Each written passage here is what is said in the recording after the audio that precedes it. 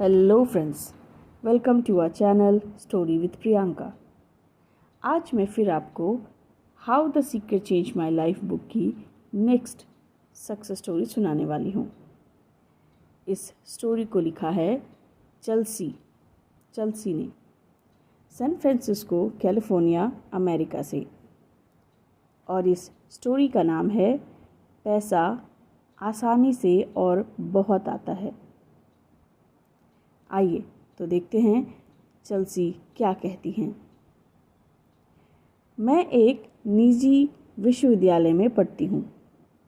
यह बहुत महंगा है। यहाँ का शिक्षण शुल्क ही लगभग $40,000 है और खाने पीने व रहने का खर्च अलग।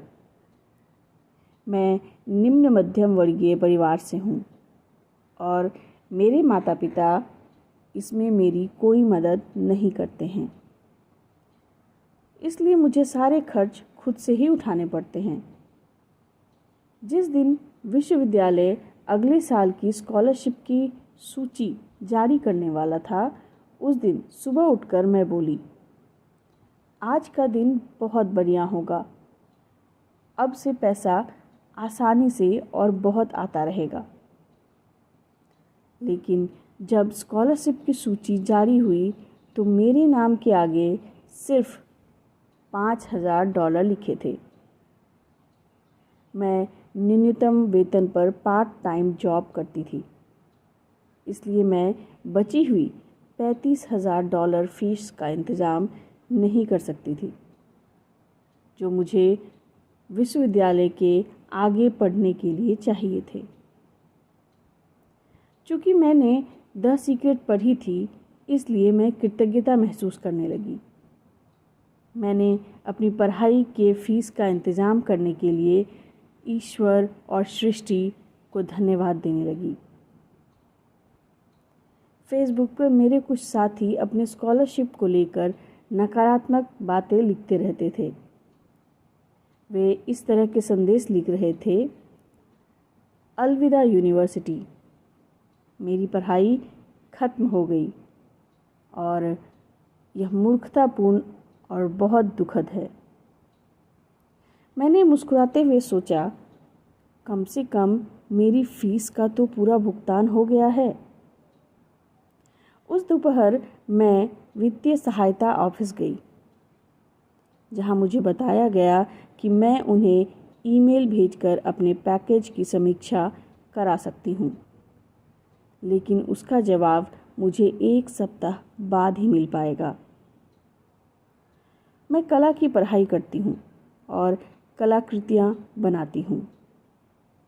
दोपहर को मैंने कला संबंधी स्कॉलरशिप और अनुदान के बारे में लोगों से बातचीत की, लेकिन अपनी यूनिवर्सिटी या स्कॉलरशिप के कम मिलने के बारे में कोई नकारात्मक बात नहीं की। मैंने बस आर्थिक सलाह ली। मैंने बस कृतज्ञता और प्रेम महसूस किया। मैंने बस प्रार्थना की और अपने चेहरे पर मुस्कान लाकर फीस चुकाने में मदद के लिए ईश्वर को धन्यवाद दिया। पैसा आसानी से और बहुत आता है। घर पहुंचकर मैं वित्तीय सहायता ऑफिस को ईमेल लिखने लगी। लिखते वक्त मैंने यह छानबीन की कि क्या मुझे ठीक $5,000 ही मिले हैं। मुझे लग रहा था कि राशि थोड़ी ज़्यादा हो सकती है, शायद $5,150 या $5,200। जब मैंने कंप्यूटर पर सूची खोली तो आप कभी अंदाज़ा नहीं लगा पाएंगे कि क्या हुआ।